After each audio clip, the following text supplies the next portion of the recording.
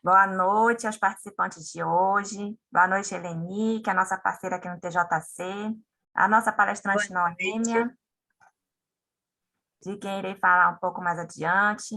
É com grande prazer que dou boas-vindas a vocês neste quinto dia do curso de capacitação de professores e professoras do programa Tribunal, Justiça e Cidadania, que tem por objeto promover e ampliar aprendizagens sobre cidadania e justiça, idealizado pela ANAMATRA e executado pela AMATRA 10, em convênio com a Secretaria de Estado de Educação, através da Gerência de Educação em Direitos Humanos e Diversidade, no âmbito do Distrito Federal, e em parceria com o Tribunal Regional do Trabalho da 10ª Região.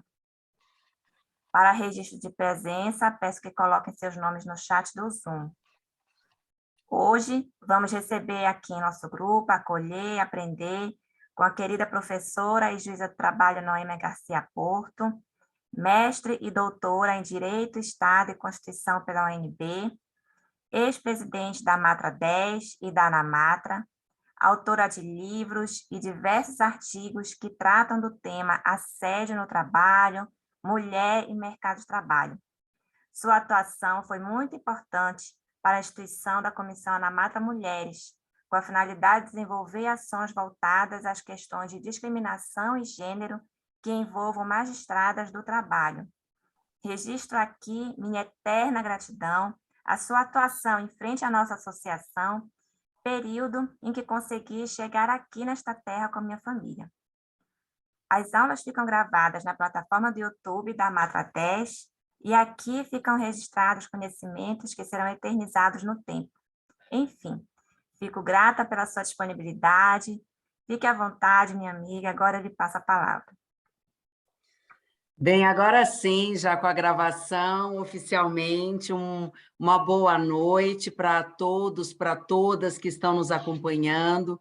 Eu quero cumprimentar com especial carinho a juíza Catarina, já considero não apenas uma magistrada de valor, mas também uma grande amiga, uma pessoa que generosamente abraçou e se tornou indispensável para a concretização do projeto Trabalho, Justiça e Cidadania, no âmbito da AMATRA 10.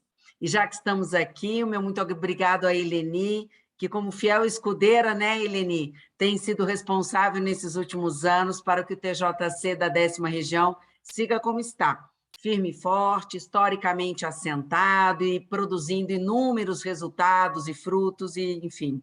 Eu quero registrar também a minha admiração pelo presidente da AMATRA 10, o juiz Cristiano Siqueira, que está à frente da nossa entidade até o ano que vem, pelo menos, cumprindo 2 anos de mandato como presidente, né? Enfim, eu cumprimento também cada um dos professores, das professoras, gestores, pessoal da Secretaria de Educação, todos que estão conosco e que vão participar da aula e, eventualmente, depois assistir essa gravação, né? Vejam, e aí eu já uso meu glorioso óculos, que eu já acho que é resultado de dupla coisa. Uma pandemia, de tanto a gente olhar para a tela, né? Olha para a tela, olha para o computador e olha para a tela de novo, e mais uma vez, eu que nunca usei óculos, agora eu preciso do óculos. Claro, combinado com a idade, né? Você junta a idade mais a pandemia, deu óculos.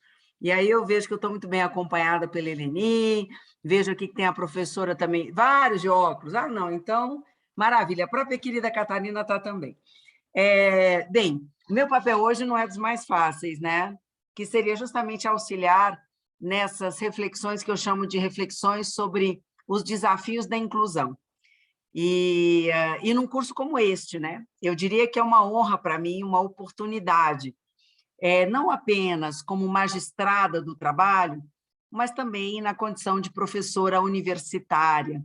Então, momentos de formação como este, que eu acredito ser um momento de formação plural, no âmbito do programa Trabalho, Justiça e Cidadania da 10ª Região, é realmente um momento muito especial. E eu começo referindo, como eu fiz agora, o campo de 2 atuações profissionais, pelo menos no meu caso, né? A magistratura e o magistério. O magistério me acompanha há muito mais tempo do que a magistratura. O magistério me acompanha desde pelo menos os 15 anos de idade. e a magistratura desde os 26 anos de idade. Veja, tanto no magistério quanto na magistratura, a gente pode dizer que há uma forte presença feminina. E no caso mais especificamente da magistratura do trabalho, hoje nós temos 52% dos nossos quadros, pelo menos no primeiro grau de jurisdição, formado por magistradas do trabalho. Quando eu falo desses números, uma forte presença feminina no magistério, uma forte presença feminina na magistratura do trabalho, não na magistratura estadual, não na magistratura federal, mas na magistratura do trabalho, vejam, existe uma questão que precisa ser colocada, que é a diferença. As próprias magistradas, as magistradas do trabalho, já conseguem reconhecer que entre os números e a vivência concreta há uma enorme diferença. Há uma grande distância entre uma igualdade formal e uma igualdade que eu vou chamar de substancial, entre a maior presença das mulheres no magistério, na magistratura, no mercado de trabalho em geral. Nós temos pessoas, mulheres, que são engenheiras, que são assistentes sociais, que são pesquisadoras, que são médicas, que são enfermeiras, enfim. Mas existe uma diferença entre a maior presença feminina nos muitos âmbitos profissionais e uma efetiva equidade de gênero. A maior presença das mulheres não tem significado na prática que as mulheres, nos diversos segmentos sociais e profissionais, estejam experimentando verdadeiramente uma situação de equidade. Dito isso inicialmente, isso me leva à temática de hoje, qual seja a da persistência na desigualdade de gênero, considerando os múltiplos contextos do mercado de trabalho no Brasil e o desafio de dar efetividade ao primado da Constituição, a que se referiu a minha querida juíza Catarina, né? E veja, uma Constituição que nós elegemos como sociedade a igualdade, a fraternidade e a cidadania como sendo pilares para o desenvolvimento nacional. Então, enfim, trata-se aqui, né, nesse evento de formação do TJC, de rememorar aquilo que eu chamo de uma luta constante. Qual luta constante? Por respeito à diversidade e à diferença como primados da cidadania. Bem, o assunto, como eu disse, já deu para perceber, ele é desafiador. E por que ele é desafiador? Porque o senso comum, ele tende a indicar que nós viveríamos numa sociedade homogênea, numa sociedade tolerante, numa sociedade alegre, numa sociedade festiva, numa sociedade inclusiva. A sociedade brasileira seria uma sociedade de muitas cores e de muitos jeitos. Esse retrato, no entanto, é um mito. E é um mito que serve para esconder a nossa realidade dolorosa, que pode ser conferida nas estatísticas, nas que nós produzimos aos montes, de uma sociedade que possui, na verdade, incontáveis dificuldades em reconhecer a todos e cada um dos seus membros como cidadãos e cidadãs iguais. Nós somos uma sociedade profundamente preconceituosa, que aprende infinitamente a discriminar, a retirar, a apartar, enfim. Para falar ou tentar, eu diria, mapear os desafios da próxima década, nós já estamos em 2022, é imprescindível mapear alguns indicadores dos problemas atuais. Nós aqui, e eu vou pedir licença, se vocês puderem me aceitar, né? Nós aqui como professores, estou falando então como professora, se me permitirem falar como professora, nós temos a obrigação de mapear os nossos problemas atuais. E eu falo da próxima década porque eu estou marcando aqui uma referência, que é a Agenda 2030 da ONU, a Agenda das Nações Unidas, a agenda que contempla 17 Objetivos de Desenvolvimento Sustentáveis.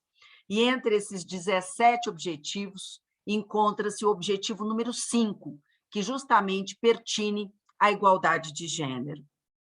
Em 2022, nós estamos caminhando, tomara, eu imagino que sim, talvez, né, para o final de um duro período que foi marcado por uma pandemia. Uma pandemia, quem poderia imaginar isso, né?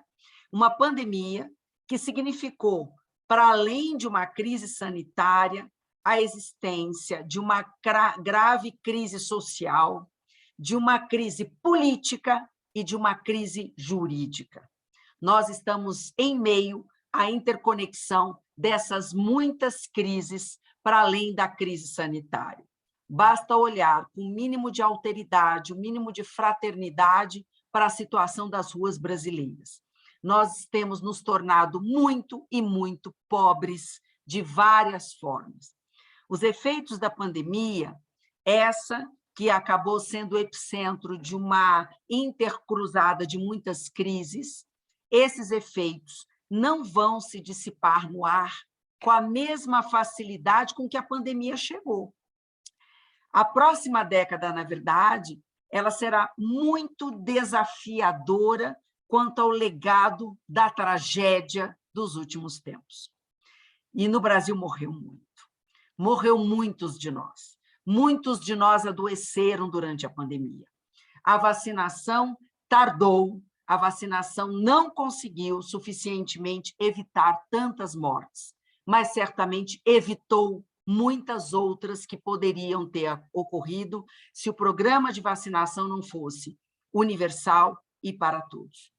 A pandemia impactou, e ela impacta até agora, um número generalizado de pessoas, de famílias e, inclusive, de empresas. Eu acredito que eu e a doutora Catarina estamos assistindo ainda essa tragédia todos os dias nas salas de audiência. Os legados trágicos da pandemia no mercado de trabalho, na economia, no fechamento de setores econômicos, e, em razão disso, a ausência. Nós não temos uma política de emprego, uma política de empregabilidade, uma política de resgate daqueles que foram alijados durante o processo pandêmico. De toda forma, o que eu quero dizer com a pandemia e a questão de gênero? O que eu quero dizer da crise que nós estamos vivendo e a equidade de gênero? É que uma crise como a pandemia e as crises em geral, elas não nivelam as desigualdades pré-existentes. As crises, elas tendem a agravar profundamente as desigualdades que já pré-existiam à sua ocorrência. Então, vejam, a crise que já se avizinhava antes da pandemia, nos dados do mercado de trabalho de dezembro de 2019, já eram extremamente, eu diria, preocupantes. Dezembro de 2019, antes da pandemia, nós tínhamos recorde de informais, nós batíamos recorde de desemprego e nós já vínhamos com uma queda na média remuneratória brasileira desde 2015. Então, a situação já se avizinhava antes da pandemia e se agravou profundamente com ela. Mas o que eu quero dizer entre a crise pandêmica, pré-pandêmica e a questão de gênero é que a crise, as diversas crises, elas são sentidas de maneira mais forte pelas mulheres. Evidentemente, os homens também sofrem e sofreram com essa crise, mas as mulheres sofrem mais em razão de uma desigualdade que era pré-existente à própria crise. E aí eu gostaria de trazer alguns dados para fazer a prova do que eu estou falando. Eu gosto muito de uma pesquisa, porque ela é quantitativa, qualitativa, né? Eu gosto muito de uma pesquisa chamada Pesquisa Sem Parar, o trabalho e a vida das mulheres na pandemia, que fez um retrato inicial da situação das mulheres, foi produzido pelo SOF, o Sempre Viva Organização Feminista.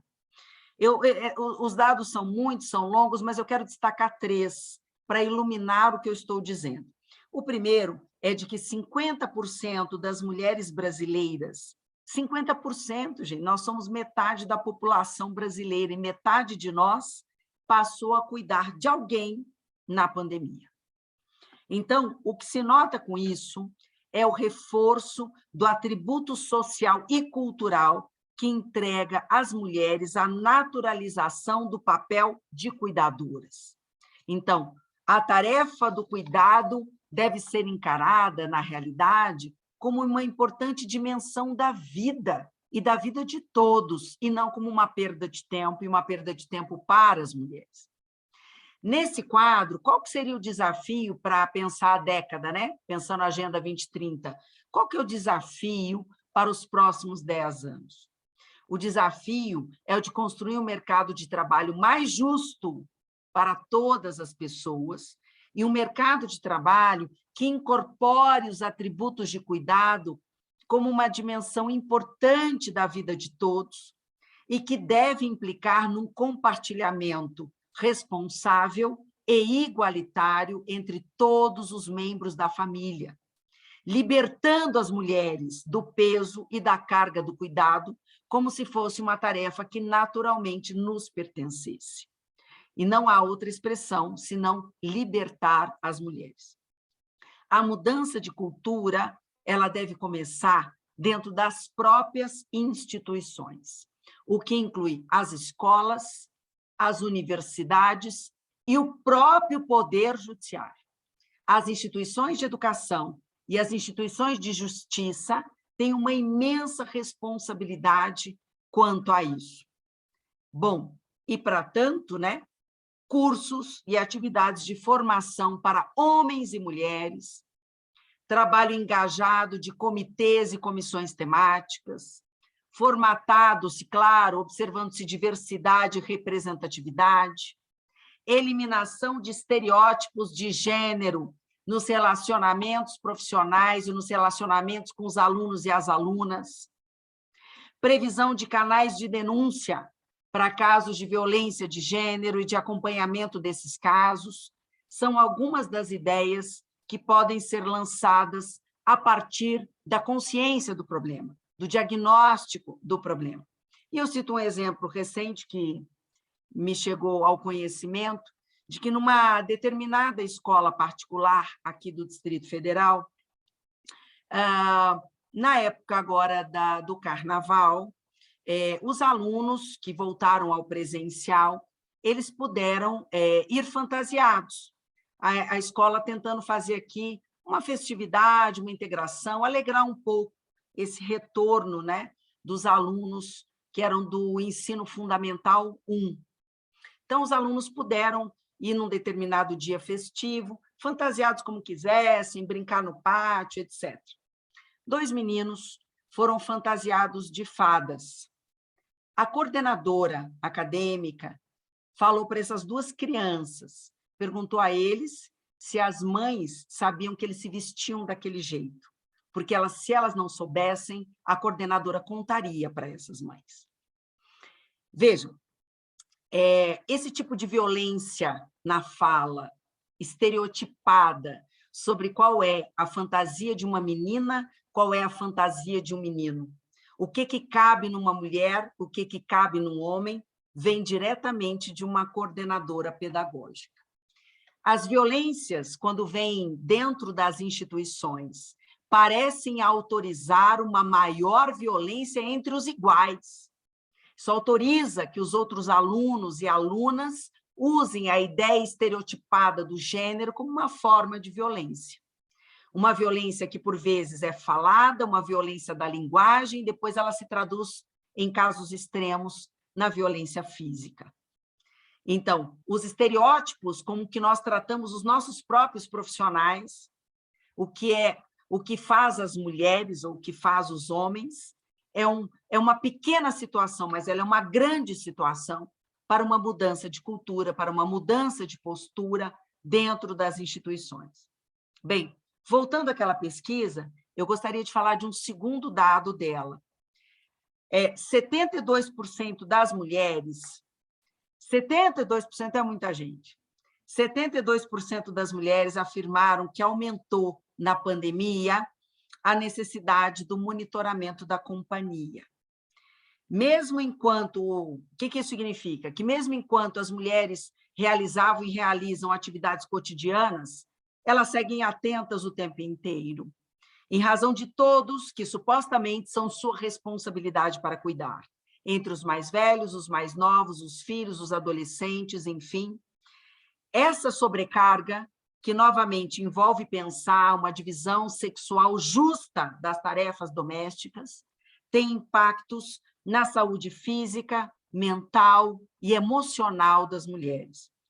A fadiga desse tempo de pandemia e uma fadiga que se arrasta no pós-pandemia vai aparecer, cedo ou tarde, trazendo para essas mulheres sinais no corpo, no comportamento, na crise emocional, dentre outros. Trata-se aqui de um aspecto interseccionado com o que a gente chama de uma ecologia laboral, uma questão ambiental trabalhista. É necessário formar grupos de apoio e de suporte para que a sobrecarga das mulheres seja discutida, seja identificada quanto à origem e seja orientada à solução possível. Mesmo no período que eu imagino ser pós-pandêmico, tomara que seja pós-pandêmico, muitas mulheres, quando elas tiveram chance, elas optaram pelo teletrabalho. E sabe por quê? Para seguirem no mesmo modelo que representa para elas uma imensa sobrecarga. Optaram pelo teletrabalho, porque o teletrabalho possibilita que elas fiquem como estavam, ou seja, sobrecarregadas com a questão do trabalho e com a questão dos atributos do cuidado. Um terceiro, e aí o último aspecto dessa pesquisa que eu gostaria de trazer, diz respeito ao fato de que 41% das mulheres que seguiram trabalhando durante a pandemia com manutenção dos salários afirmaram trabalhar mais na chamada quarentena, que essa altura não é quarentena, já estamos aí uns 3 anos nessa situação. A maior parcela dessas mulheres é de mulheres brancas, é uma mulher branca, urbana, que concluiu o curso superior e está mais ou menos na faixa dos 30 anos, portanto, mulheres jovens. Uma camada privilegiada, sem dúvida nenhuma. Mesmo assim, uma camada privilegiada é formada por mulheres que, mesmo privilegiadas, sofreram pela sensação de trabalhar o tempo inteiro, de não existir mais uma divisão entre o espaço da casa e o espaço do trabalho, por não se beneficiarem mais das válvulas de escape que elas tinham antes com os convívios sociais. E discutir as potencialidades, mas também os limites do trabalho à distância, no home office, no teletrabalho, é fundamental, tanto na pandemia como no pós-pandemia também. Bem, lançando agora um olhar para fora, para a realidade, eu diria, mais estrutural, nós temos uma piora no quadro econômico brasileiro desde 2020. E essa piora impactou mais as mulheres. As mulheres foram atingidas com maior força diante da situação de crise. O percentual de mulheres que estava trabalhando em 2020 ficou em 45,8%, já no terceiro trimestre de 2020, segundo os dados do IPEA, e isso não melhorou em 2021 e não está melhorando em 2022. O que isso significa? Nós estamos diante, minha gente, do nível mais baixo desde 1990. Nós estamos muito anos 80. É o nível mais baixo desde 1990, que era de 44,2%. Quando a gente compara também com o terceiro trimestre, né, de 2020, compara com 2019, que eram anos próximos, para tentar ver ali uma divisão pandemia, pós-pandemia, enfim, a queda das mulheres em termos de ocupação é muito maior do que a dos homens. Os homens sofreram queda na ocupação também, mas se mantiveram ali em percentuais altos, acima de 70%. As mulheres foram as maiores desempregadas, também porque ocupavam e ocupam aqueles lugares no comércio, no setor de serviços, etc., como supostamente sendo o lugar que lhes pertence. Isso, claro, acontece por diversos fatores e não apenas pela crise. Historicamente, se alguém precisa abrir mão de um trabalho para se dedicar à casa, será a mulher e não o homem. E o fato é que a segregação ocupacional ela ficou muito mais evidente, porque aquelas atividades que geralmente são ocupadas por mulheres foram as mais afetadas na pandemia e estão com dificuldade de recuperação nesse período que supostamente é pós-pandêmico. E entre esses empregos estão o serviço doméstico, a área de comércio e de serviços, por exemplo. E muitas mulheres se demitiram, pediram demissão, para poder cuidar dos filhos e ou para assumir tarefas domésticas. Algumas, muitas, têm dificuldade de reinserção no mercado de trabalho. Porque quando você quebra o vínculo com o mercado de trabalho, você quebra o network, você quebra a possibilidade de uma continuidade como profissional. Perde experiência, fica menos atrativa a sua contratação, inclusive comparando-se com os homens. Esses são os dados mais gerais. E veja, na minha opinião, pelo menos, eles são dados alarmantes. Mas eles são piores se nós colocarmos a lente nesses dados gerais para considerar aspectos específicos como a interseccionalidade, como a questão da raça. Mulheres negras estão em situação muito pior dentro de um quadro já desfavorável para as mulheres em geral. As mulheres negras têm remuneração menor, elas estão em maior número no trabalho doméstico, no trabalho precário e na informalidade. As mulheres negras estão subrepresentadas em cargos de direção e de poder, seja nas instituições a que nós pertencemos, sistema educacional, judiciário, como fora das nossas instituições, e sofrem sobremodo quando são considerados os indicadores de pobreza. E um exemplo que eu queria dar era da questão do auxílio emergencial, por exemplo. Auxílio emergencial, auxílio, o nome que tenha. O auxílio emergencial, Auxílio Brasil, sei lá, foi bom e é importante. Com a pandemia, antes dela e após ela, alguma solução, claro, imediatista ou de imediato, ela deveria ser entregue considerando o grave quadro de trabalhadoras e de trabalhadores informais no Brasil, que é uma situação, inclusive, anterior à crise sanitária. E, nesse sentido, o auxílio foi e é, enfim, uma medida prudente, não suficiente, mas uma medida prudente, especialmente quando previu, na época, o valor em dobro, considerando o valor em dobro em favor das mulheres, né? Quando a gente sabe que, atualmente, há um aumento exponencial no número de famílias monoparentais femininas. O fato é que, com ou sem pandemia, há mais mulheres, chefes de família, e mais homens que não se responsabilizam pelos filhos que geram. E quando nós estamos lidando com adolescentes, por exemplo, essa questão precisa ser debatida às vísceras. A gravidez precoce das mulheres e das meninas adolescentes, o abandono dessas mulheres, a irresponsabilidade masculina e a chefia feminina de famílias que vão ser reprodutoras do ciclo de pobreza. Bem, todavia, ainda pensando nesse exemplo que eu dei, que foi o exemplo do auxílio, apenas para mostrar a importância de se compatibilizar políticas públicas com a questão de gênero, né? Mesmo hoje, o tal auxílio não engloba valor suficiente para o sustento das famílias. E muitas mulheres, vejam, olha o problema, optaram pelo auxílio à permanência no emprego em razão dos atributos domésticos. Ou seja, muitas mulheres suspenderam ou interromperam trajetórias profissionais na medida em que a pandemia agravou o quadro de desigualdade no ambiente familiar. E muitas seguem fora do mercado de trabalho.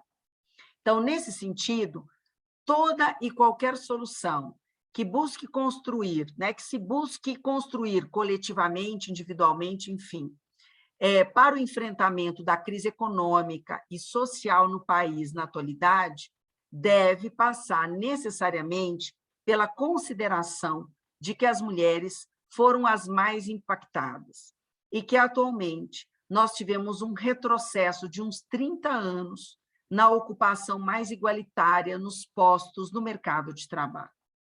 Bem, isso exige, primeiro, como eu disse, uma tomada de consciência do problema e a seriedade no seu trato. E, segundo, políticas públicas formatadas para enfrentar a situação de desigualdade. Alunos e alunas precisam debater números. Alunos e alunas precisam ser confrontados com a realidade da sociedade em que eles estão inseridos.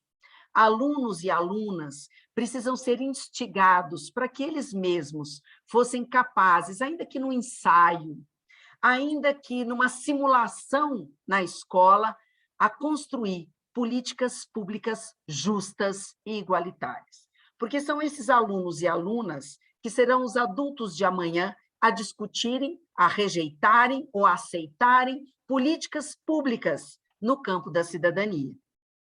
Essas questões são relevantíssimas porque, vejam, a Organização Internacional do Trabalho, a OIT, que foi criada em 1919 e da qual o Brasil é participante desde então, ela, a OIT, que também é a agência independente das Nações Unidas desde 1946, ela tem feito sucessivos alertas de que a crise deixará um legado de pobreza, especialmente para as mulheres. Então, não apenas no Brasil, mas no mundo.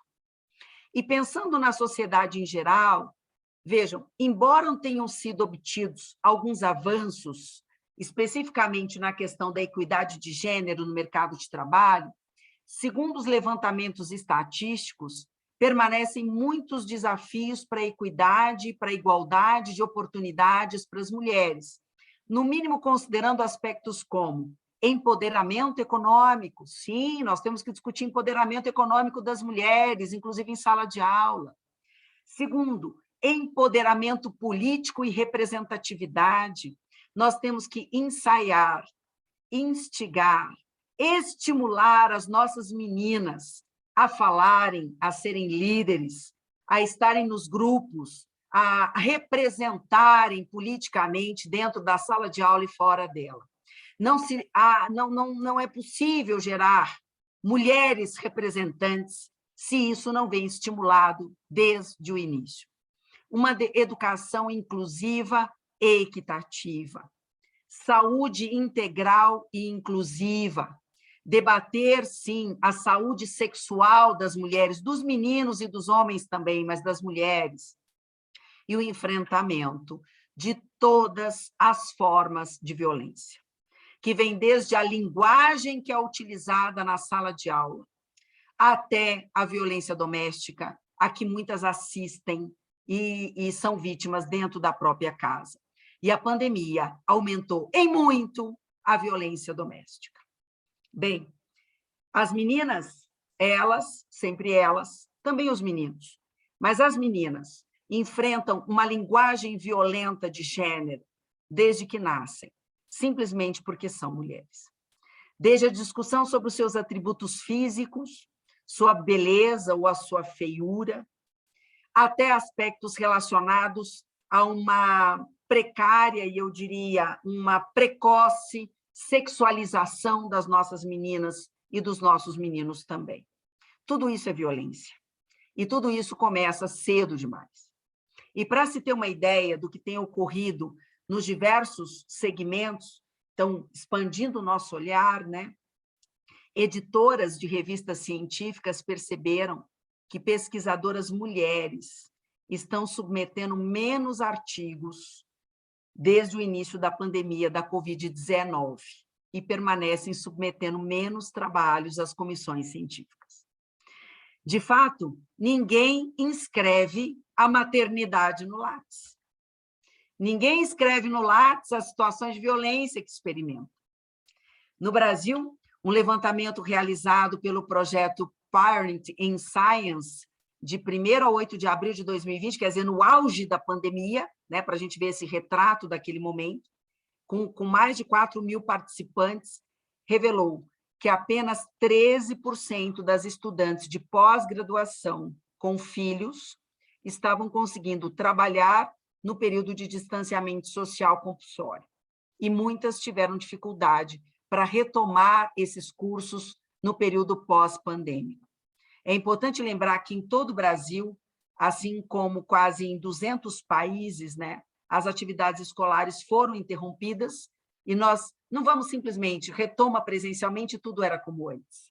É todo um processo de adaptação, de uma retomada escolar, de conteúdo, de trabalho da questão da evasão escolar e aulas que precisam fazer sentido para esse tempo, para o que estão vivendo as meninas e os meninos nesse tempo. Mesmo que estejamos falando de dificuldades, né, e da importância de mapear as dificuldades, e eu diria a importância de mapear as dificuldades sem romantismos, né, cabe também, eu acho que aqui, nesse nosso diálogo, uma nota celebratória sobre o muito que as mulheres têm feito nesses tempos extravagantes. Vejam, os 3 centros de estudo de vacina no Brasil, em São Paulo, no Rio e na Bahia, têm à frente cientistas mulheres, assim como o laboratório farmacêutico AstraZeneca, que fez parceria com a Fiocruz para transferir tecnologia do produto. A Fiocruz, aliás, né, uma fundação centenária, também tem como presidente uma mulher. Mas veja, a primeira em 120 anos de história. E até a primeira voluntária brasileira a receber a vacina era uma cirurgiã dentista, e uma cirurgiã dentista que estava atuando na linha de frente de atendimento de pacientes com Covid. A pneumologista Margarete Dalcomo previu que nós teríamos, então, né, o janeiro de 2021 mais triste da nossa história. E ela tinha razão. E ela não deixa de ser referenciada como uma das grandes mulheres na área científica dos últimos anos. Uma brasileira, uma mulher. A despeito do negacionismo que nós temos vivido, das polarizações, das fake news, ela, como pesquisadora, seguiu produzindo e denunciando os riscos da pandemia e indicando as medidas racionais que deveriam ser adotadas para sua contenção. Mesmo na pós-pandemia, o legado que se deixa para a sociedade e para a ciência, pensando nas imprevisibilidades do futuro, são inestimáveis. Além disso, gente, as mulheres foram e são a principal força de trabalho da saúde, representando 65% dos mais de 6 milhões de profissionais ocupados no setor público e privado, tanto nas atividades diretas de assistência em hospitais, quanto na atenção básica. Claro que a mídia, em boa parte, sempre entrevistou médicos homens sobre a pandemia, mas 65% de quem estava sustentando a saúde no país eram mulheres. Segundo dados baseados no censo do IBGE, algumas carreiras, como fonoaudiologia, nutrição, serviço social, nós, as mulheres, nós alcançamos quase a totalidade de profissionais, ultrapassando 90% de participação. Em outras, como enfermagem e psicologia, os percentuais são acima de 60%. Nós só não somos maioria entre os médicos, beirando a quase 50%, mas não ultrapassando 50%. Mas o estereótipo do cientista, do médico e do líder de saúde é o estereótipo dos homens, enquanto as mulheres foram 65% da força de trabalho que sustentou o período mais difícil da nossa história recente. Bem, eu gostaria de alertar, no entanto, que o retrato das mulheres como heroínas também é um estereótipo sobre o qual nós precisamos refletir. Isso impõe às mulheres a ideia de heróicas, as que dão conta de tudo, as que fazem 50 coisas ao mesmo tempo, as que são super organizadas, né? Isso impõe às mulheres uma carga injusta para que elas possam seguir vivendo.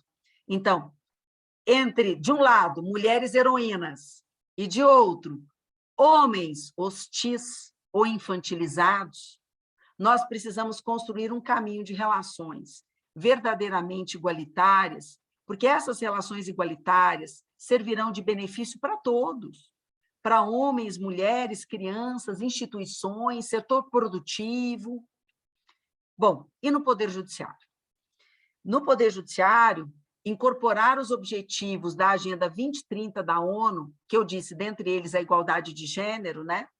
Significa desenvolver indicadores e metas que, ainda que não definitivos, possam orientar o trabalho de sistematização de informações, pesquisa, orientação, desenvolvimento, correção de políticas públicas no campo da justiça. Bom, não apenas visando a perspectiva interna, né, isto é, do judiciário, com a maior participação formal e substancial das mulheres, mas também a perspectiva externa, ou seja, com o judiciário contribuindo para a mudança de quadro de desigualdade persistente no âmbito social. Desigualdade que deve ser percebida e encarada como uma injustiça. E não se trata de injustiça individual, isto é, uma injustiça sentida apenas por determinada mulher. A igualdade de gênero é um dos objetivos traçados para o desenvolvimento sustentável no mundo. Portanto, a desigualdade persistente impossibilita que esse tipo de desenvolvimento seja alcançado. O Conselho Nacional de Justiça, o Poder Judiciário brasileiro, com todas as suas virtudes e com todos os seus defeitos, enfim, mas o Poder Judiciário brasileiro é pioneiro em incorporar uma meta interna, que é a meta número 9 do CNJ, vinculado aos Objetivos de Desenvolvimento Sustentável das Nações Unidas. Esses objetivos podem e devem ser debatidos com os nossos alunos e alunas, mostrar a que vieram esses objetivos. Enfim, meus caros professores e professoras, eu gostaria de dizer para os senhores e para as senhoras, bom, e para mim mesma, né? Retomar a ideia da nossa autonomia acadêmica, da nossa autonomia intelectual, da nossa autonomia em sala de aula, a importância da transversalidade, da interdisciplinariedade. Por que eu digo isso? Seria muito interessante, muito bacana, a iniciativa legislativa de reformulação de conteúdos no campo da educação. Mas a iniciativa legislativa não é uma condição para que as mudanças aconteçam desde agora. A nossa autonomia, a nossa capacidade de trabalho com transversalidade e a interdisciplinariedade permitem que uma educação para a cidadania, uma educação para o desenvolvimento de uma cultura dos direitos humanos, façam parte das muitas disciplinas que nós somos capazes de trabalhar em sala de aula. E eu gostaria de finalizar dizendo que vivemos um momento crucial, muito importante. E eu não sei se vocês sentem o peso e a importância desse momento. Seja no plano do sistema de educação, seja no sistema judiciário, né, que devem chamar para si a responsabilidade que lhes compete, que nos cabe, observadas, claro, as especificidades do sistema educacional, do sistema do judiciário, para manter a agenda da igualdade de gênero, mapeando problemas e apontando soluções de maneira ativa e construtiva. Bem, eu encerro agradecendo muito a oportunidade, agradecendo por terem me ouvido e ficando aqui à disposição para a gente poder trocar algumas ideias, e, eventualmente, se eu puder ajudar, contribuindo aí para essa agenda do TJC. Muito obrigada, minha gente. Obrigada, Noêmia. Como sempre, é um assunto realmente muito sensível. É um assunto muito sensível para mim também, como mulher, mãe, trabalhadora. Realmente, também, eu diria, me coloco na fileira das mulheres que eu demorei muito para perceber a dimensão de como a discriminação de gênero, de todas as formas, de todas as espécies, realmente pode disseminar o ódio, a violência, tanto de uma forma velada como bem escancarada nos jornais. Realmente é uma questão muito, muito importante mesmo, a gente está sempre debatendo sobre isso, relembrando questões e dados importantes que realmente não é uma coisa que está só na teoria, é algo assim que está no nosso dia a dia mesmo, de vida, de trabalho e de família. Antes de eu abrir para a professora Luísa, alguém colocou aqui no chat, a Débora disse que ela gostaria do site para ter acesso aos dados que você Sim, comentou. se me permitirem, eu posso encaminhar para a Matra 10, se for do interesse, né? Alguns artigos que, claro, não são para os alunos, né? Seriam para nós. Alguns artigos que foram publicados, principalmente sobre o trabalho das mulheres na pandemia, alguns alertas da OIT, são dados estatísticos que, veja, o artigo não, mas os dados estatísticos são um material muito rico para que a gente possa lançar, sabe, aquele point para os alunos e alunas começarem um grande debate, né? Como é que eles veem esses dados? A gente anuncia os dados, como é que eles recebem esses dados? Né? O que eles pensam? Qual a impressão que eles trazem? Pode ser um recurso pedagógico muito interessante para iniciar o assunto. Então, assim, se me permitirem, eu posso encaminhar. Eleni, ela pode me cobrar esses dados, né? A doutora Catarina Idem, eu posso encaminhar esses artigos e deixar à disposição dos senhores, né? Sim, as professoras já Ok. estão falando aqui que querem. Pode falar, Luísa. Agradecer primeiro, né, essa apresentação maravilhosa, doutora Noemi. Esses dados eles são realmente muito importantes, porque a gente lida com uma situação que a gente conhece parte dela.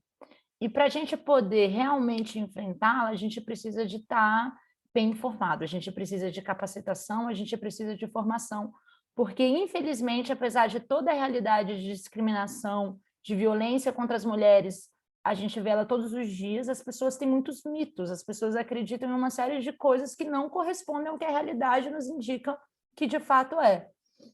Então, eu acho que é fundamental que a gente tenha materiais, que a gente tenha informações, que a gente combata a desinformação com dados, né, bem fundamentados. A gente, toda essa realidade que você estava falando, a gente, na nossa escola, uma escola em Planaltina, né, que atende ali vários estudantes na periferia, a gente tem notado de uma forma brutal. Né? Sempre foi uma realidade difícil para as mulheres, para os estudantes, para as mães trabalhadoras dos nossos alunos, e ela está muito mais acentuada, né, devido a esse período da pandemia. Então, nós temos muitas mães que perderam o emprego, que trabalhavam já em subempregos e que agora estão com mais dificuldade ainda, as famílias extremamente desestruturadas. Muitos alunos que presenciaram durante esse período as mães sofrendo violência doméstica de forma acentuada, né, porque essas famílias estavam muito mais próximas dentro de casa e isso acentuou todos esses conflitos. E quando a gente voltou, a gente começou a ter casos na escola de violência sendo cometida contra nossos estudantes, violência sexual. Então, assédio, importunação sexual, seja por parte de alunos, infelizmente, inclusive por parte de funcionários. E a escola, ela, enfim, a gente começou a atuar, eu estou na coordenação pedagógica hoje, diante de cada um dos casos. Né? Encaminhamento para o Conselho Tutelar, encaminhamento para registro de ocorrência na Polícia Civil, e a gente foi percebendo que não dava para ficar só enxugando gelo, que era preciso ter uma outra tipo de estratégia, para além do encaminhamento necessário, contundente, em cada uma das situações de alunos que vivenciaram esses episódios, como também o encaminhamento para o fluxo de saúde, para ter o acompanhamento psicológico, psiquiátrico, né? Tudo que a gente poderia ofertar, a gente foi construindo uma campanha que a gente está desenvolvendo agora na escola, contra a violência contra mulheres e meninas. Então, a gente estabeleceu algumas parcerias, uma parceria muito boa que a gente conseguiu estabelecer foi com a Comissão de Combate à Violência Doméstica da OAB de Planaltina. Aí as advogadas vieram, primeiro fizeram uma formação para os professores, os 2 grupos de professores da escola, a gente convidou, né, a participação delas para as nossas reuniões de coordenação coletiva. Depois fizemos reunião de pais com a presença delas, informando sobre a campanha que vinha a ser desenvolvida na escola. E no dia 18 de maio, que é o Dia Nacional de Combate ao Abuso e Exploração Sexual de Crianças e Adolescentes, a gente deu início à campanha, que se chama 18 Dias de Ativismo pelo Fim da Violência contra Mulheres e Meninas, que vai até o dia 4 de junho, que é o Dia Internacional da Criança Vítima de Agressão. Então, ficou direitinho esses 18 dias. E aí a gente está trazendo, né? Amanhã, por exemplo, a gente vai discutir com os alunos a questão das mulheres trans, a transgeneridade, como que a escola trata com um assunto como esse. E vários outros temas que são muito necessários de serem debatidos, mas são temas espinhosos. Tem famílias que se recusam profundamente que a escola discuta gênero. E do ponto de vista das gestões escolares, eu vejo que há pouca informação, há muita confusão e muitos preconceitos, porque a escola não é uma bolha. A escola tem que servir para resguardar o direito de todos e de todas. Só que, por conta, inclusive, desse cenário, né, nebuloso que a gente está vivendo no país como um todo, de tanto retrocesso, isso entra dentro do ambiente escolar também. Então, quando a gente fala diante desses casos que ocorreram de alunas nossas que foram vítimas de violência dentro do ambiente escolar, que é uma coisa absurda, porque a escola tem que ser um local seguro para todas as nossas estudantes. A gente vê profissionais de educação que repetem ao mesmo modus operandi da sociedade com nossos estudantes, que é, em primeiro lugar, deslegitimar os relatos, colocando em dúvida, né, o depoimento das meninas, das estudantes, das vítimas, né, como se não tivesse acontecido, como se ela quisesse chamar a atenção e todas essas coisas, ou quando aceita que realmente aconteceu alguma coisa, mas culpabiliza as próprias estudantes pelo comportamento que elas tiveram ou poderiam ter permitido que aquelas situações ocorressem com elas. Então, assim, é muito complicado, é uma batalha muito árdua, porque perpassa por convencer toda a comunidade escolar e os seus profissionais de que o problema é muito sério, é muito grave, e que a gente precisa reagir com formação, com parcerias, trazendo pessoas na escola para debater. E aí, quando a gente começa a mexer nisso, muitas vezes a gente vê uma reação da comunidade escolar. De longe, a maioria dos pais, das mães, principalmente, dão muito apoio que a escola debata, mas há muitas pessoas que se incomodam com a escola estar discutindo gênero, como se a escola não discutir as situações fosse mudar a realidade, né? Professora, a Caterine, que é professora de sociologia na escola, estava discutindo, por exemplo, a questão do aborto, né? Pegou materiais muito bons, a Débora Diniz, do Marcelo Medeiros, né? Um material ali de alto gabarito para discutir com os alunos, e a família não quer que se discuta, como se a escola não discutir mudasse alguma coisa na realidade, que o aborto siga ou não siga acontecendo, sendo um problema sério de saúde pública que precisa ser discutido no país.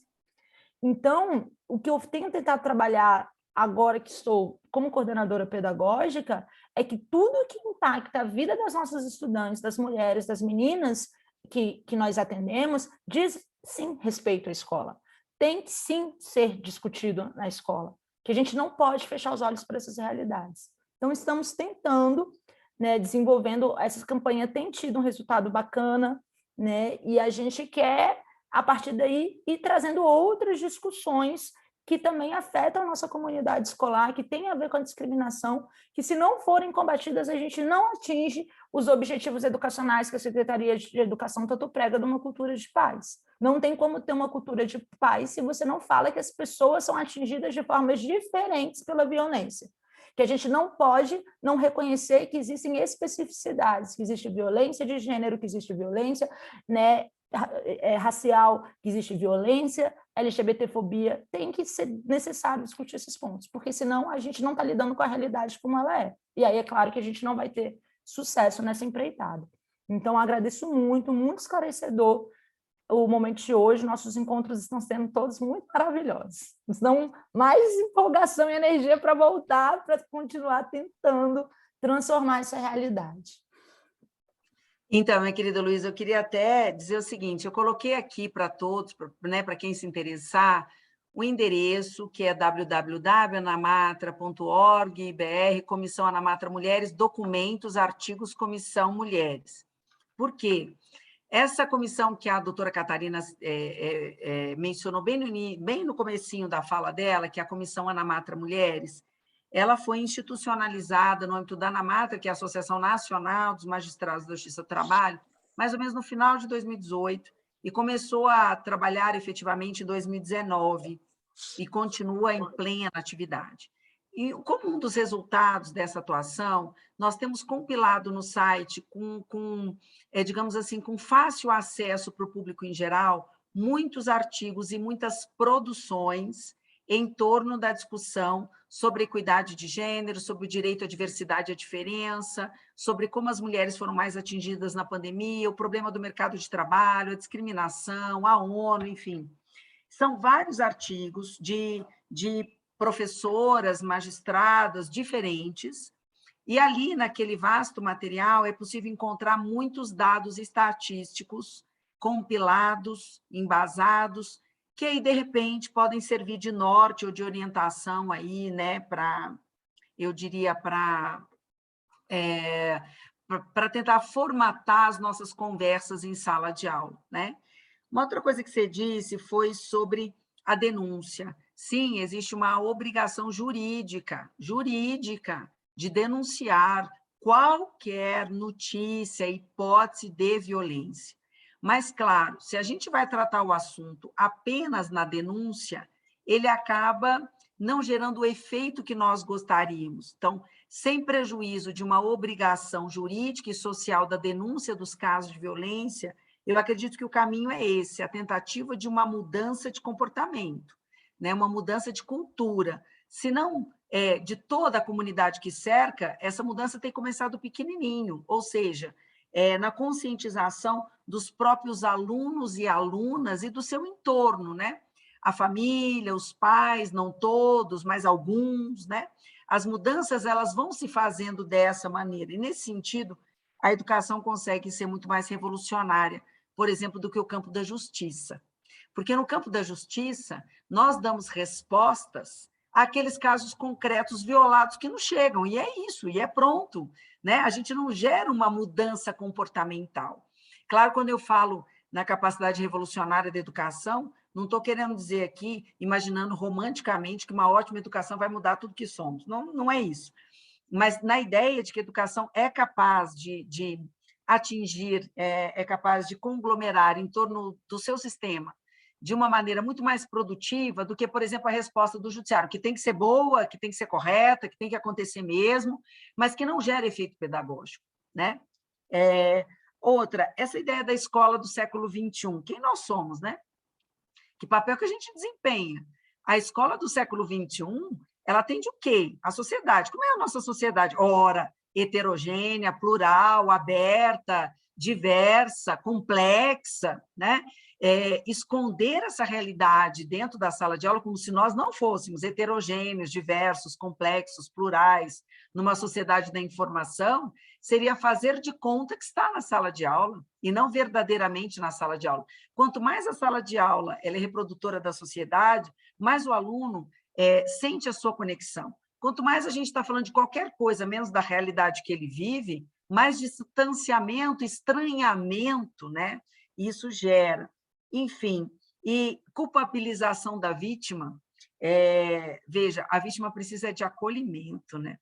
Ela precisa de acolhimento, de respeito à sua fala, de consideração pelo que está dizendo, né? Denunciar não pode ser só para as corajosas ou para os corajosos, né? O direito de denunciar a violência deveria ser para todos. E eu não estou falando só de quem bate, violenta sexualmente ou perturba sexualmente. Eu estou falando também da coordenadora que diz para 2 garotos que vai contar para a mãe deles como é que eles se vestem. Isso é violento, é desrespeitoso, né? Todo esse tipo de violência não pode exigir de crianças e adolescentes apenas um ato de coragem.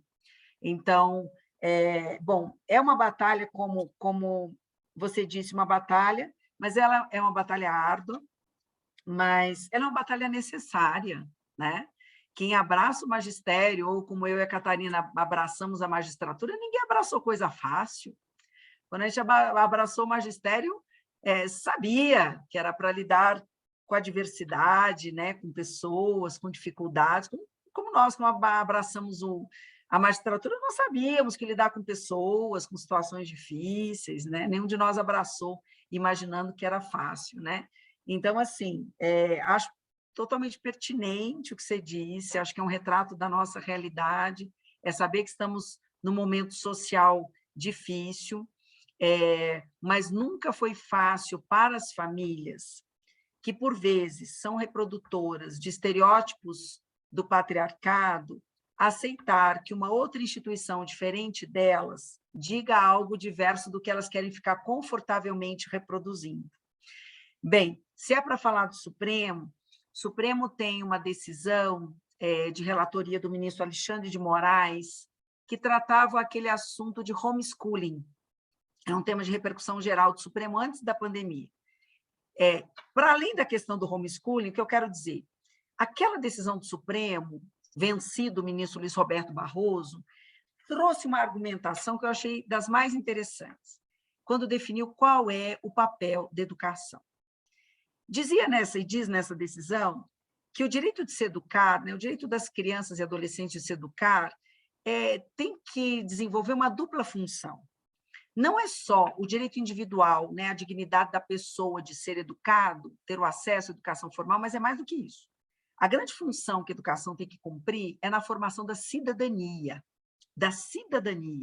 Nós estamos formando ou não cidadãos e cidadãs que sejam capazes de conviver na sociedade com alteridade, com respeito às diferenças, com desenvolvimento de tolerância, né? E compromissados com um nível de sociedade que seja melhor do que nós estamos encarando agora. Então, isso o Supremo, de alguma maneira, com seus erros e acertos, né? Está lá o Supremo dizendo que o papel da educação não cumpre uma finalidade exclusivamente individual. Então, os pais não exercem, eles não são donos das crianças e dos adolescentes. Exercem um papel importantíssimo como pais, mães, enfim, né? Mas isso, o pátrio poder, né? O poder familiar, não é um poder de ser dono dos corpos nem das mentes das crianças e dos adolescentes. Por isso, a escola exerce um importante papel de trazer à tona essa dupla função, de ser um ambiente de pluralidade, de respeito e de conscientização de qual é o mundo que nós estamos vivendo e que eles vão enfrentar e que enfrentam, né? Enfim, só para concordar, na verdade, com tudo que você disse, só concordei e só aplaudo, que eu acho que é isso mesmo. O professor André até comentou também aqui que a ADPF 460, julgada no ano passado, reforçou a constitucionalidade da abordagem de gênero nas escolas. Verdade, ótima lembrança. Verdade, professor, verdade. Eu queria fazer um comentário, eu não achei o lugarzinho para levantar a mão, desculpem. Se eu estiver interrompendo alguém, me avisem. Da questão que a senhora trouxe a respeito dos dados, porque, como a Luísa bem comentou, eu fiz um debate sobre aborto com os meus alunos de eletiva, né, do primeiro ano. Uhum. E eu levei um artigo que trazia um compilado, né, um artigo menor a respeito da PNE, né, a Pesquisa Nacional sobre Aborto, que a Débora Diniz conduziu em 2016. E nesses dados, ela traz inúmeros números para esclarecer a questão de como o aborto é, sim, de fato, um problema de saúde pública, acima e além de um problema, de uma questão moral, ética, religiosa, ele é, de fato, uma questão que acontece na sociedade. A gente tem o aborto como um evento rotineiro na sociedade. No ano de 2016, ou foi 2015, a estimativa da pesquisa é que ocorreram 500 mil abortos no país. Então, é um dado muito expressivo, é uma quantidade muito expressiva de mulheres passando por esse procedimento. E uma das coisas que eu mais enfrento em sala de aula é a desconfiança aos dados. É a teoria conspiratória, porque a gente vive num momento muito complexo da realidade, onde não te basta um cientista que foi lá, pesquisou, levantou dados e falou, olha, a realidade é assim. Eu tenho um aluno que numa das salas onde eu apontei a questão da desigualdade de gênero no mercado de trabalho, e que aí a gente tem inúmeras pesquisas, eu utilizei a pesquisa da Cato, que ela já é uma pesquisa até desatualizada, acho que de 2014, 13, a Cato, né, que é aquela empresa de distribuição de vagas, enfim, fez uma pesquisa sobre a desigualdade de gênero no mercado de trabalho. E ela divulgou essa pesquisa. E aí, para eu não parecer partidária de utilizar institutos de pesquisa que eles considerem de partido A ou de partido B, ou de posição A ou posição B, eu usei uma empresa privada que fez uma pesquisa, que eu vou falar, bom, aí é responsabilidade da empresa. E ainda assim, um aluno me questionou apontando que, mas a senhora conhece alguém de fato que ocupe a mesma posição que um homem e não receba o mesmo salário? Nossa, E então, assim, eles estão presos numa realidade onde a experiência anedótica, aquela experiência que diz respeito exclusivamente ao indivíduo, é o que conta. Apesar do mundo ter se tornado um mundo maior com a globalização e com o acesso à internet, e no nosso celular a gente conseguir viajar pelo mundo inteiro e descobrir coisas de culturas, sociedades e povos diferentes, para eles aquela realidade que não os atinge não existe. Eles ainda, como você bem colocou, ainda não têm a diferença entre fato e opinião. E aí a gente vai tentar construir isso, e especificamente, eu não sei, os meus outros colegas professores e professoras, o quão hercúleo tem sido para eles. Mas para mim, que sou professora de sociologia, vivo sempre no campo de, tá, professora, mas isso é a sua opinião. E aí você entra em pânico, porque você vai falar, como é que eu convenço esse indivíduo de que existem dados a respeito da realidade que não são minha opinião, são dados, são fontes. Então, ultimamente, eu tenho utilizado com eles números muito precisos, assim. Eu vou trazer, hoje, por exemplo, numa das turmas, eu estava falando sobre o processo eleitoral do Legislativo, e eles falando que a gente estava falando de representatividade, e eu falei, sabe quantos votos um deputado do Distrito Federal precisa para ser eleito a uma Câmara Distrital? Aí eles, 20 mil, 50 mil. Eu falei, 6.500 votos. É o que você precisa para ser eleito. E aí eles começaram a lidar com a realidade mais prática, porque por mais que a gente tenha qualidade dos textos, muitos dados, muitas informações, os alunos, eles vêm de um lugar, e eu não sei se isso é resultado dessa geração, porque eu não me recordo muito como era na minha época, mas eu tenho a impressão que a geração atual, por ter acesso a muita informação, duvida de tudo, questiona tudo. E muito legal que eles questionem, mas eles ainda não estabeleceram o que eu brinco com eles, que é o mínimo de verdade. Se a gente vai discutir a cor do céu, a gente precisa pelo menos concordar que o céu existe.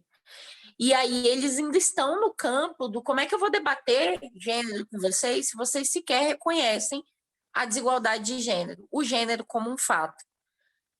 E aí, assim, eu acho muito interessante, fazendo coro à Luísa, de que a gente esteja nessas formações da Matra e que estejam sendo disponibilizados por diversos outros poderes também, por diversas outras instâncias, formações que nos agreguem, porque no fim das contas, nós como professores estamos na tarefa hercúlea, de fato, de convencer a sociedade de que ciência é ciência. Tempos atrás, o que o professor falava era lei, e isso era um problema também, porque aí o professor podia falar qualquer baboseira e o aluno falar, não, ele é o professor, ele é a autoridade. Então, eu não me vejo numa situação desfavorável quando eu percebo um questionamento de um aluno. Mas a gente está num trabalho de, por exemplo, eu fui repreendida porque falei dos direitos dos homossexuais ao casamento. Porque familiares dos meus alunos não queriam que isso fosse tratado em sala. E aí meu questionamento é, mas isso é lei, tá na legislação.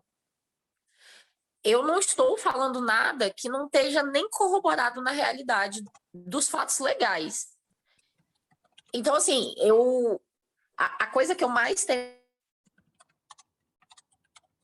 pensado ao longo dessa formação e ao longo da minha prática docente é no desafio que a gente tem de conseguir fazer com que eles enxerguem a realidade como é e projetem uma possibilidade de outra realidade.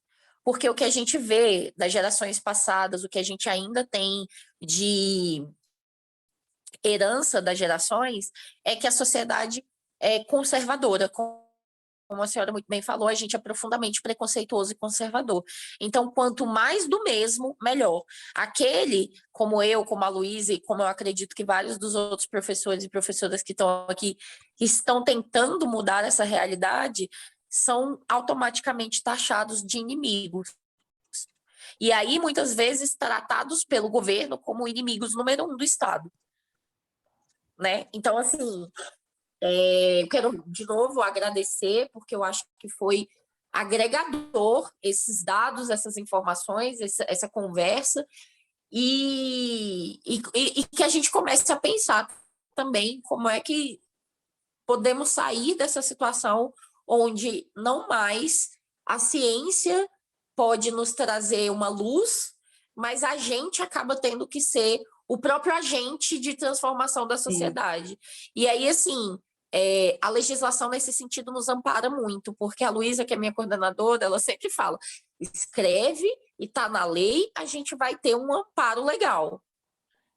Mas, às vezes, quando não está na lei, e esse é um problema, isso é um problema, a gente se vê numa situação de, eita, e agora? Eu tenho que falar de um assunto que eu sei que modifica a sociedade, que faria bem, mas não tem uma lei para me respaldar. Então, assim, de novo, muito obrigada, doutora Naomi, obrigada à Matra e a todos. Eu vou fazer só um comentário, professora, nesse caso do aborto, por exemplo, passo por algo parecido que você numa outra dimensão. Porque na universidade, em algumas faculdades, eu também dou aula de direito constitucional. Então, quando eu vou abordar a DPF 153 do Supremo Tribunal Federal, que foi a primeira, a despeito do Supremo ter dado uma, né, a liminar não foi boa, mas, enfim, no julgamento de mérito da DPF 153, definiu-se o direito à interrupção terapêutica do parto em caso de anencefalia de feto, que, no fundo, é o que debate aí o documentário de Uma História Severina, que é muito interessante, especialmente para ver os ministros, todos homens, né, de capa preta, lá no Supremo, discutindo bem longe da realidade a questão da interrupção terapêutica do parto, mas depois, no mérito, enfim, revolveram. Mas qual é a nossa situação parecida? Para discutir esse assunto em sala de aula, e veja, é complicado também, porque ali não se trata de ser pessoalmente favorável ou desfavorável ao aborto. Isso, na verdade, é irrelevante se você é pessoalmente favorável ou desfavorável ao aborto. Sob o ponto de vista jurídico, a questão é que eu não posso confundir direito com religião, pelo menos não numa sociedade que nós chamamos de moderna. Se a gente estivesse no século XV, XIV, XIII, maravilha.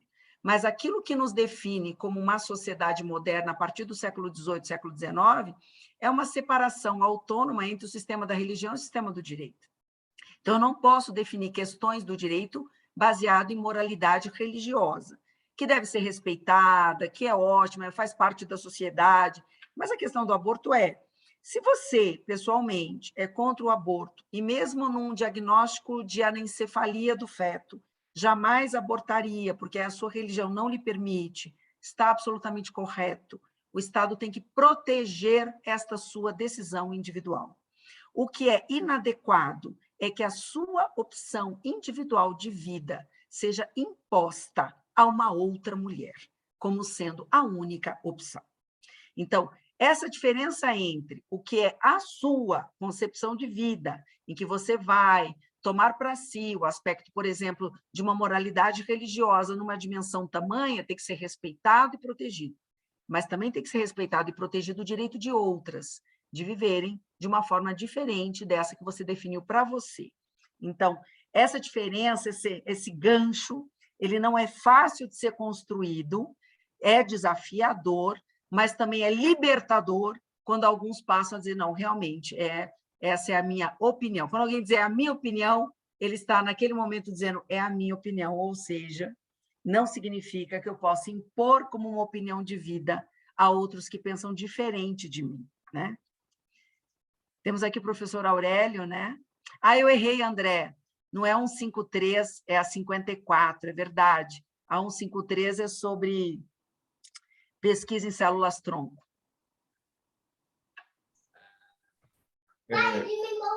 Boa noite, tudo bem? Boa noite. Quero parabenizar a professora Noemi, a doutora, né, sobre essa atividade, essa palestra. Eu estou gostando muito das atividades aqui E aí eu queria fazer uma intervenção bem rápida referente ao depoimento da professora Catarine. Eu sou professor de filosofia lá no CEM 2. Eu trabalho também com algumas temáticas bem próximas à de sociologia.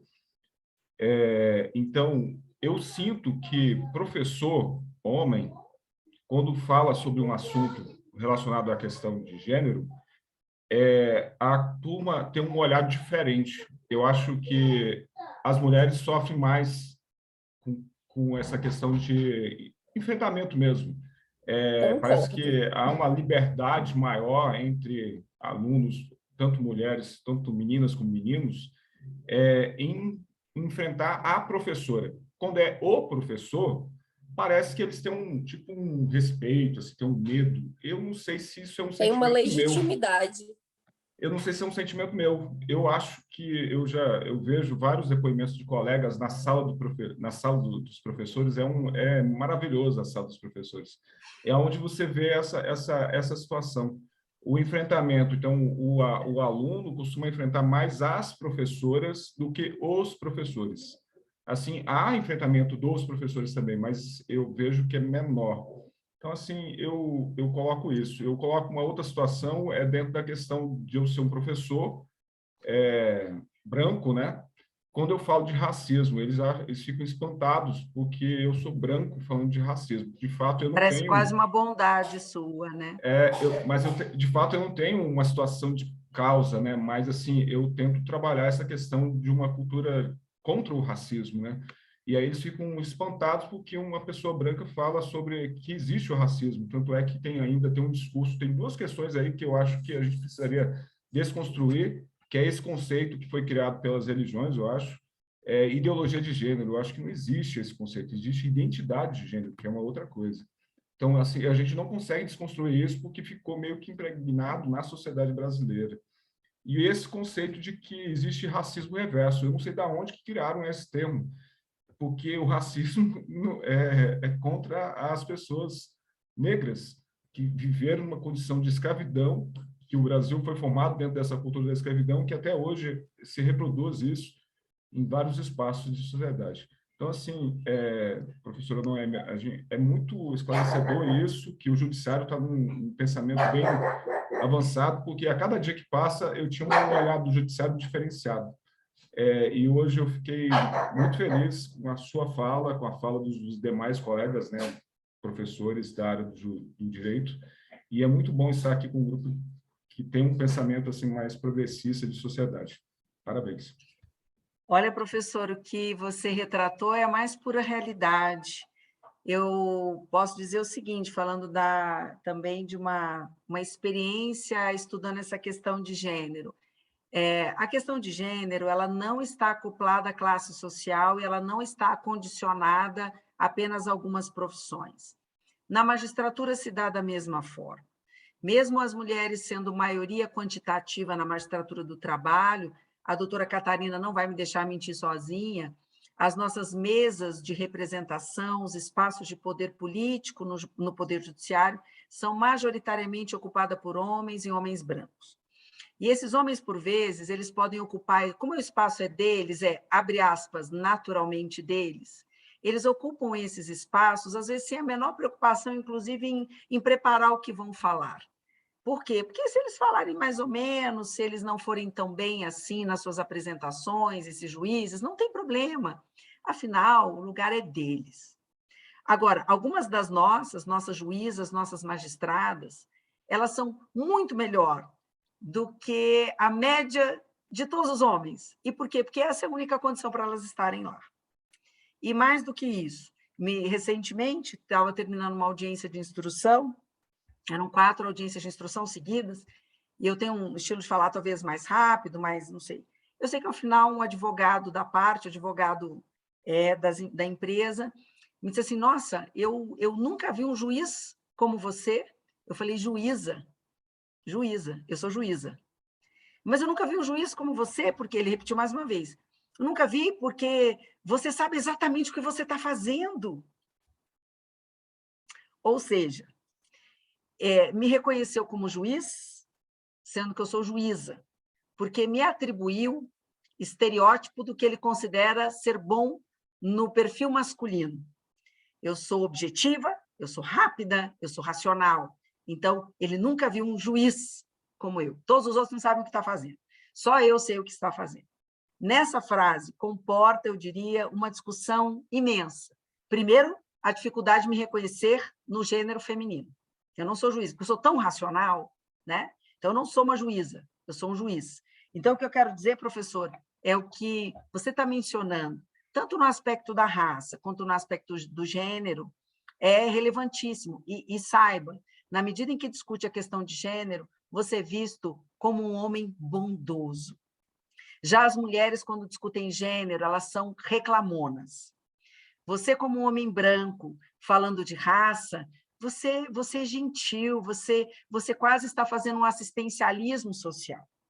Agora, enquanto homens e mulheres negros falam da dificuldade e da discriminação de raça, eles estão, na verdade, falando uma coisa que não acontece mais no país. Daí a chegar a essa questão ilógica de se falar de uma discriminação reversa.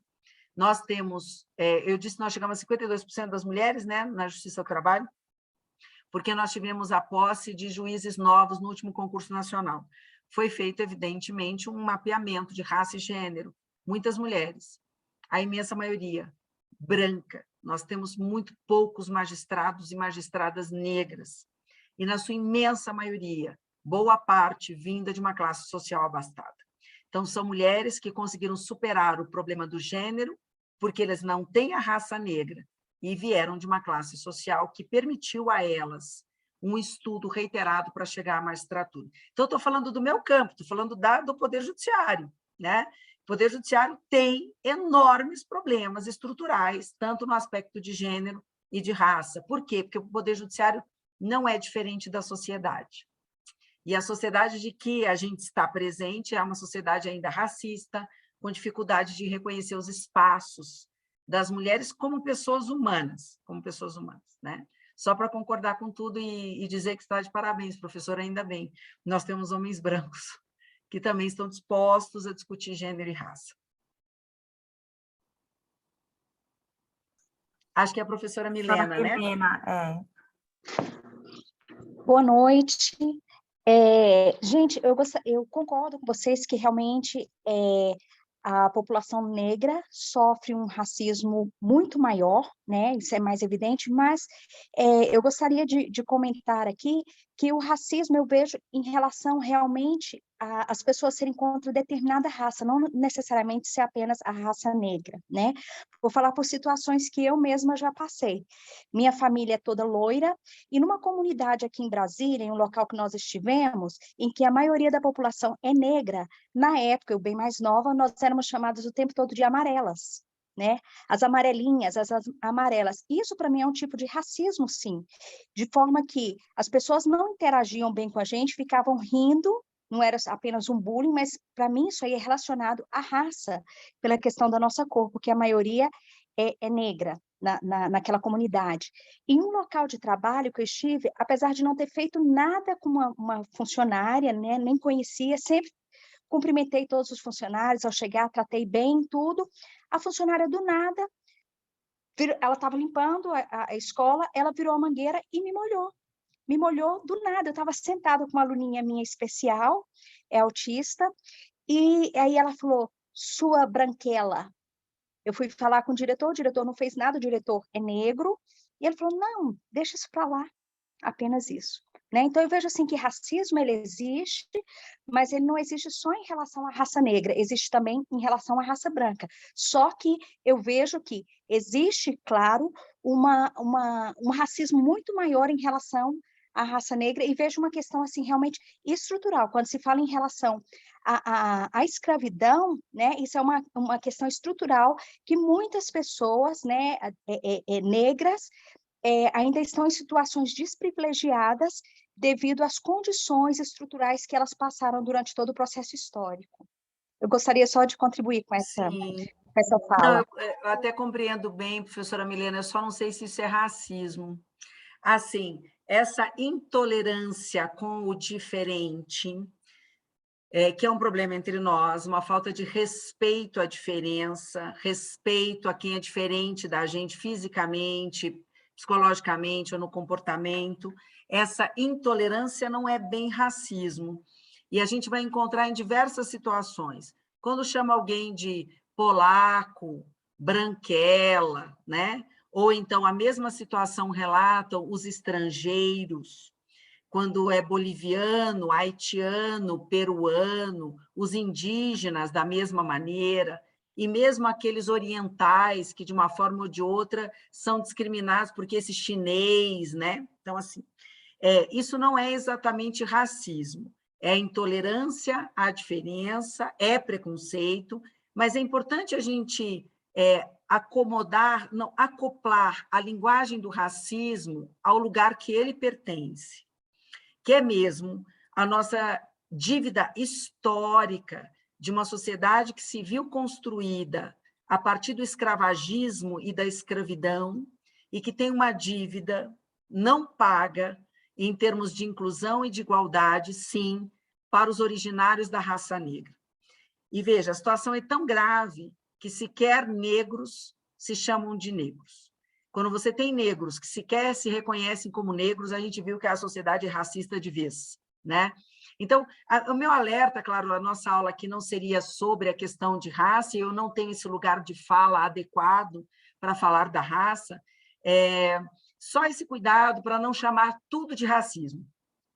Porque se tudo é racismo, nada é racismo, né? Então, o racismo é mesmo, e a Constituição trata o racismo como um crime inafiançável e imprescritível, e a Constituição está falando do racismo com o nome próprio, ou seja, a nossa dificuldade, o nosso preconceito em relação à origem negra da população brasileira. Então, é importante dar esse nome. Quanto ao mais, são ilicitudes, sim. São preconceitos, é bullying, é assédio, é discriminação, tem que ser combatido, mas a gente não pode, eu diria, a gente tem que ter cuidado com a nossa linguagem, porque a linguagem ela nunca é neutra, ela nunca é neutra. A linguagem, ela expressa poder, né? E numa outra dimensão, por exemplo, eu costumo até dizer a mesma coisa para os meus alunos, o quê? Quando a gente está discutindo, por exemplo, questões de assédio e ações judiciais em relação a assédio, é que eu costumo dizer, se tudo é assédio, nada é assédio. Então, a banalização de determinada linguagem pode ser um problema para aquilo que a gente realmente gostaria de discutir e de combater, né? É só isso que eu gostaria de pontuar na fala da professora Milena. Eu não sei, Catarina, se a gente ainda tem tempo, mas eu queria fazer 2 comentários. Um é contemplando a fala do Aurélio, aliás, os 2 contemplando a fala do Aurélio. Sim, o termo ideologia de gênero foi cunhado pela Igreja, mais especificamente a Igreja Católica, em 1996, num congresso internacional que foi realizado na Colômbia, pelo então bispo, eu não sei se ele já era arcebispo, Joseph Ratzinger, que viria a ser o Papa Bento XVI, né? Eu li um artigo sobre isso na faculdade há uns anos atrás, e é ele que dá o nome ideologia de gênero, que vai receber toda essa perseguição que a gente vê até os dias atuais. E complementando o que você falou sobre a diferença de tratamento na escola, eu não sei se a Luísa já passou por isso, mas eu vejo claramente essa realidade todos os dias. Eu tenho alunos que respeitam profundamente professores homens, até aqueles que falam os mais absurdos, ou que muitas vezes são grosseiros e estúpidos, mas que levantam a voz todas as vezes que se vêem diante de uma mulher professora. Estabelecer a autoridade de uma mulher enquanto professora numa posição de autoridade é muito complicado, muito complexo, porque um homem branco falando de racismo é sempre algo positivo. Uma mulher negra falando de racismo, ou um homem negro falando de racismo é vitimismo, né? E como bem a doutora Noêmia comentou, a gente ainda enfrenta a desigualdade não só no âmbito jurídico, muitas vezes, né? Apesar da Constituição dizer que todos somos iguais, a gente enfrenta uma desigualdade substancial, de fato, porque a sociedade nos vê de maneira diferente, ela nos enxerga de formas diferentes em posições de autoridade diferentes, sabe? Assim, eu percebo essa dificuldade extrema que eu tenho para conquistar uma autoridade diante dos meus alunos. Aí você considera que eu sou uma mulher negra, periférica, todas as outras questões, e ainda estou numa região de periferia, o que também complica mais ainda as coisas, né? Porque aí o patriarcado, eu não sei se é uma percepção distorcida minha da realidade, mas eu tenho a impressão que o patriarcado, ele se fortalece ainda mais nos espaços periféricos, rurais, longe dos centros urbanos, onde as discussões de gênero e desigualdades estruturais estão um pouco mais avançadas. Só vou discordar desse finalzinho, tá, professora? O patriarcado está presente, eu volto a repetir, em todos os estratos sociais. Pode estar um pouco mais velado, um pouco mais invernizado, parecendo uma fala mais educada, mas ele está lá, discriminando e sendo patriarcado, né? Então, a gente pode dizer que existe um patriarcado mais grosseiro, menos grosseiro, mas ele continua sendo patriarcado de toda forma. Eu só discordaria disso, porque nos ciclos não periféricos, vamos chamar dessa maneira, ele está lá, firme e forte, cumprindo seu papel de reprodutor, né, da realidade do status quo, né? Bem, se todos me permitirem, e a doutora Catarina também, eu gostaria de me despedir de todos e todas, né? Nós avançamos até um pouco, né, do horário previsto, e me despedir dizendo que, olha, foi um prazer imenso, mesmo. Todas as vezes que eu venho, que eu tenho oportunidade de falar no âmbito do trabalho, justiça e cidadania, para mim é um respiro, sei lá, é uma energia, é uma esperança que a gente carrega para o próximo dia, né? Em que duas instituições diferentes, o judiciário e a educação, se convergem para o mesmo fim. Acho que o que a gente quer mesmo sei lá, é trabalhar mesmo um futuro melhor, uma geração melhor. Isso aqui não é uma fala jogada ao vento. Eu disse isso na semana passada no evento em Mato Grosso, e aí vou dizer aqui para vocês com convicção de que se a gente não tem esperança, é um problema. E eu não estou falando de esperança como um sentimento vão, como um romantismo, nada disso. Eu estou falando da esperança que é luta, sabe? Da esperança que é resistência, da esperança que é trabalho. Eu acho que nós estamos na vida e neste mundo e abraçando as profissões que nós abraçamos porque a gente sabe ser resistente. De maneira que eu desejo uma boa resistência a todos nós, sempre, dentro das pequenas revoluções que a gente pode fazer no nosso cotidiano. Muito obrigada por me receberem, muito obrigada mesmo. Eu renovo aqui meus agradecimentos, Noemi. Foi muito bom ter você conosco, hoje acrescentando conhecimento de forma tão espetacular ao desenvolvimento do nosso programa. Eu agradeço muito, já libero você.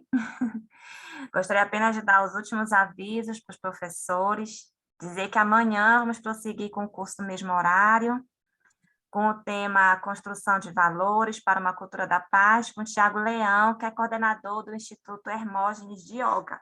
Portanto, separe uma toalha, um tapetinho, pois será um momento de prática, e eu estou numa expectativa muito boa sobre a noite de amanhã. Tenham todos uma boa noite, um bom descanso e até amanhã. Boa noite. Boa noite a todos.